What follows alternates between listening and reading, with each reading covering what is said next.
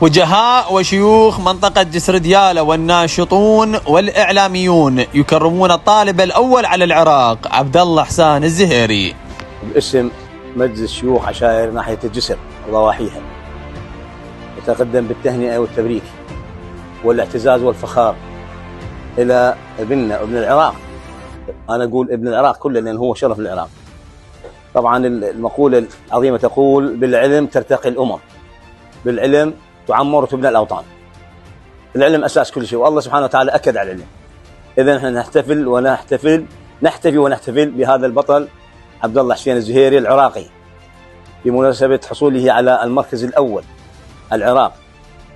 ومن خلال هذا البطل نوجه رسالة لكل شبابنا أن يحذون حذوه ويتأثرون به من خلال الدراسة ونهل العلم. وإحنا أملنا حقيقة بالشباب، شباب الواعد، وخاصة المتعلم المثقف. هم جيل المستقبل، هم أملنا بالحياة، هم أمل وطننا العراق العظيم، ونبني آمالنا عليهم وهم عزوتنا. وطالبوا وجهاء وشيوخ منطقة جسر ديالى الجهة المسؤولة بالاهتمام بالتعليم وبناء المدارس التي أصبحت معجزة في العراق. عبد الله يجمل التهاني والتبريكات باسم مجلس شيوخ عشائر الجسر ابن جسر ديالى. رفعت رؤوسنا بين مناطق بغداد، المستقبل الزاهر إن شاء الله إليك من خلالك ومن خلال إخوتنا بالمجلس. دعوة إلى إدارات مدارسنا بجسر ديالى للاهتمام بالمدارس الحكومية، ويعني شلون يهتمون بها أكثر، لأنه اليوم نشوف إحنا أكثر العوائل جاية تودي ولدها للمدارس الأهلية. أكو ناس متمكنة جسر ديالى من المناطق الفقيرة، وناس كلهم كادحين وما يقدرون يروحون للمدارس الأهلية، فيلتجؤون إلى المدارس الحكومية. المدارس الحكومية كلها إحنا جاي نشوفها لو قايلة للسقوط، لو الصف مكتظ بالطلاب ب 60-70 طالب، وأكثر المدرسين هسه إحنا ما نقدر نقول، يعني عندنا نسبة من المدرسين ممتازين وجيدين وجاي يعطون حق المدارس الحكومية، لكن هم اكو بالمقابل اكو ناس اهتماماتها المدارس الأهلية على حساب المدارس الحكومية. رئيس المجلس الشيخ علي فشار وجه رسالة طبعا بها يعني معنى اريدها في مدارسنا، ان لحد الان عندنا مدارس هي كربانية.